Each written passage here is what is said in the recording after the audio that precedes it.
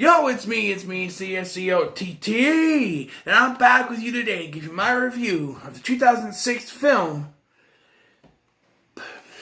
Butterfly Effect 2, starring Eric Lively, Erica Durance, Gina Holden, and Dustin Milligan. Is directed by John R. Leonetti. Before I continue...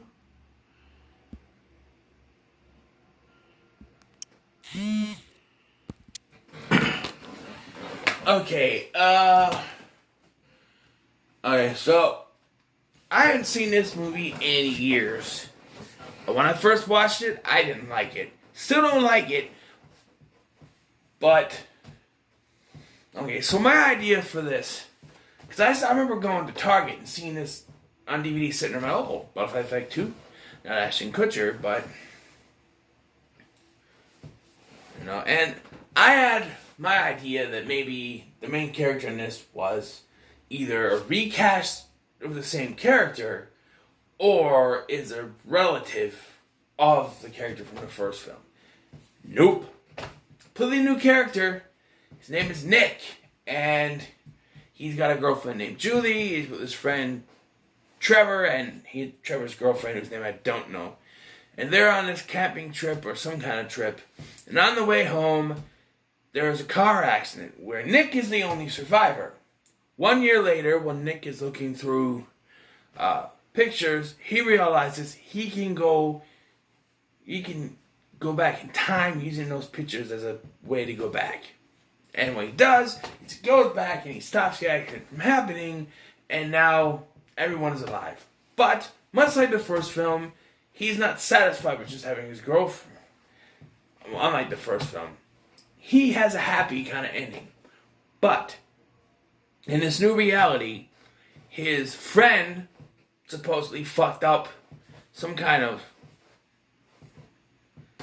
deal at their firm, wherever they work, which is actually their boss's fault, but of course he's going to blame someone else.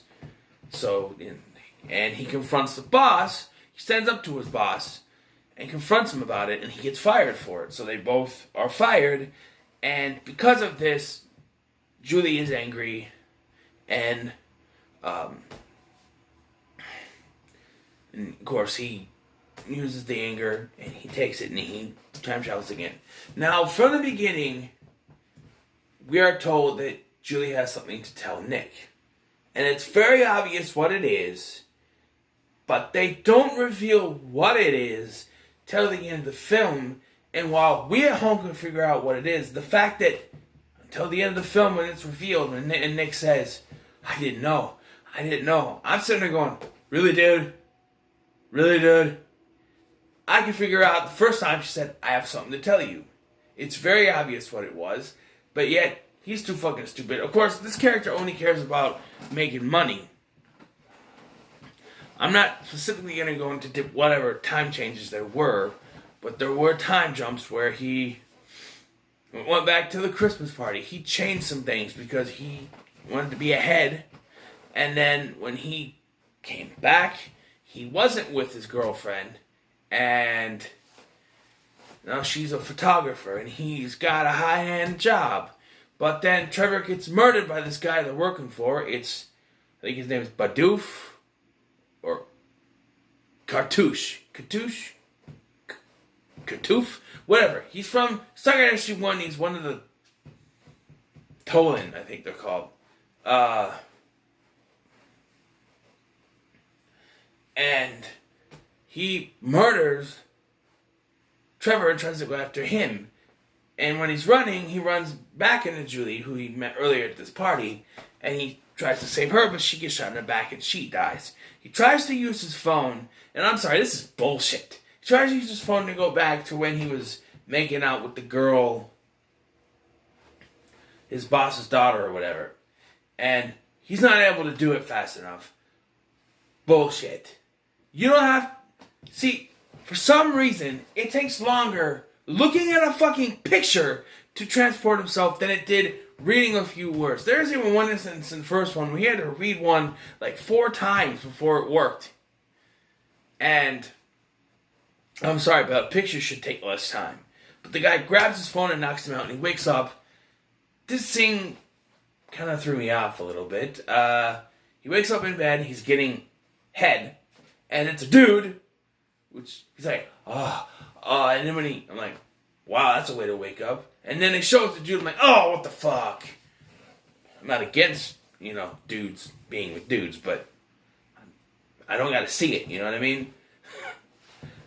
They don't show it specifically, but it's just he pops up.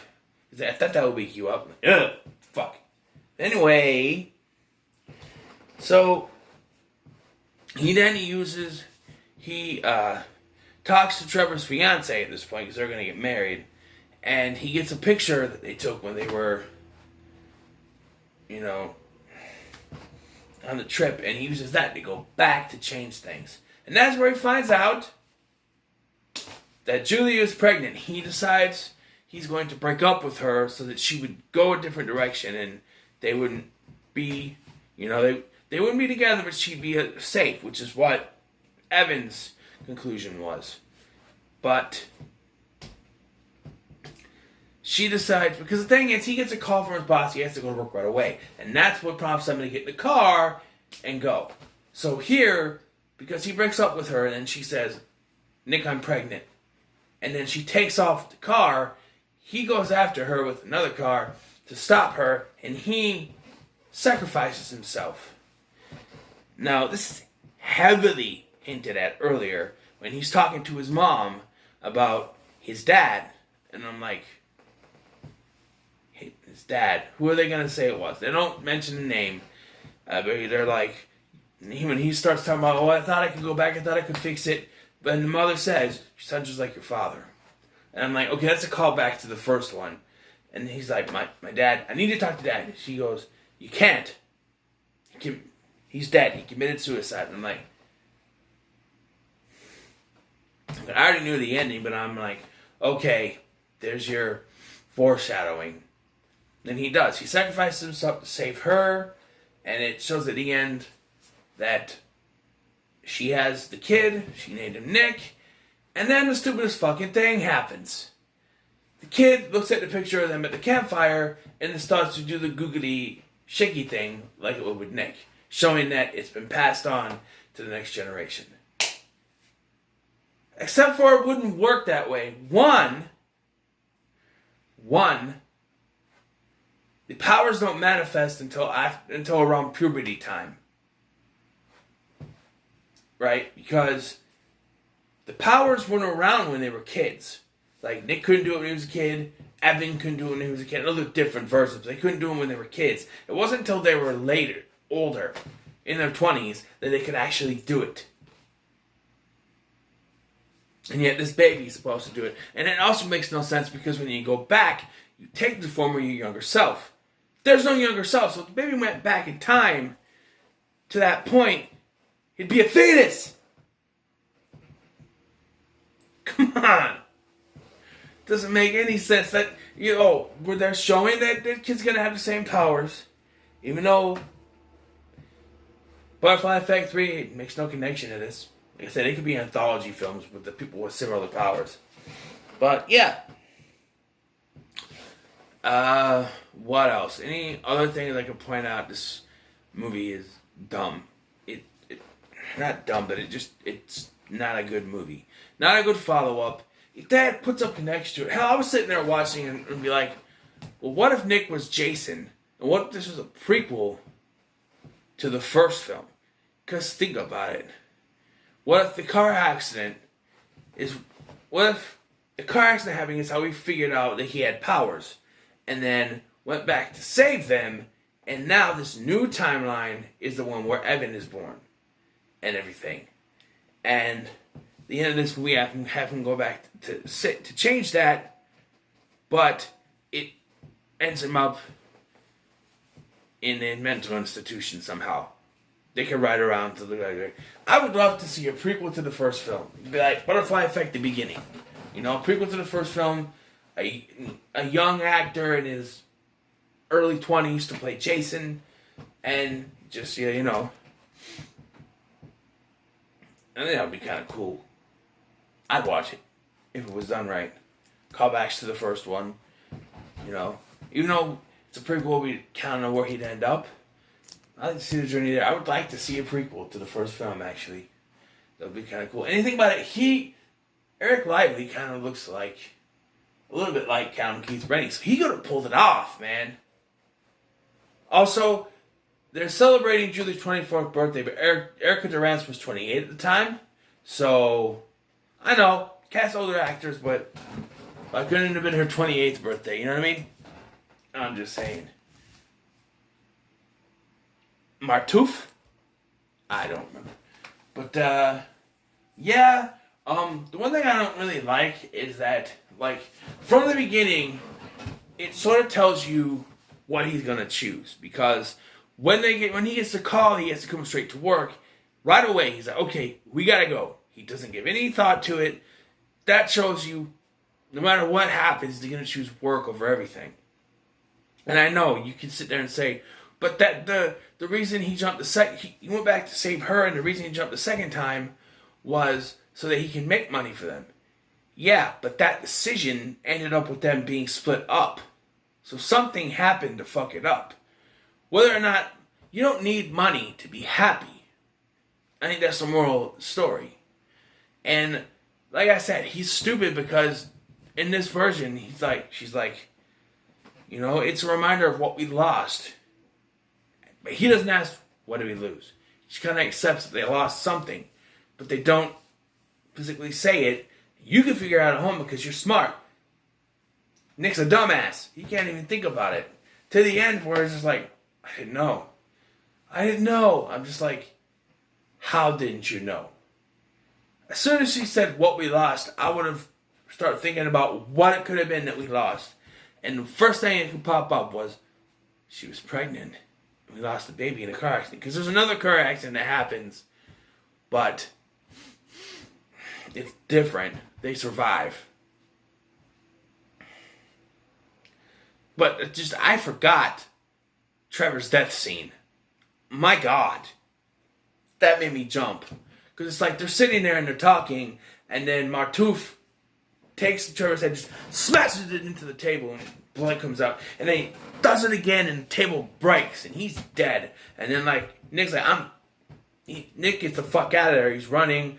The bald guy that ends up later comes after him. He grabs Julie, and there's gunshots are fired, and you see him looking around, and Julie's looking at it down, and he turns, and you see that blood streak coming down. The direction, hey, this is a great directed movie. The shots they use, the little shaky thing that they use when he's gonna go back to the past, Samurai Jack. Great. It's a beautifully directed film. The director did a great job. It's just maybe with a better script. Like, I'm gonna compare Nick sacrificing himself to the director's cut ending of the first film, wherein Evan goes back and strangles himself with his umbilical cord. Now, arguably, Nick's life has not been half as bad as Evan's was. And in defense of the writing a little bit, everything he does sort of help him out. He makes more money. He's getting more of what he wants because he chooses the money over the woman. So he's getting what he wants. It's not making him any happy because money doesn't make you happy, but he's getting what he wants.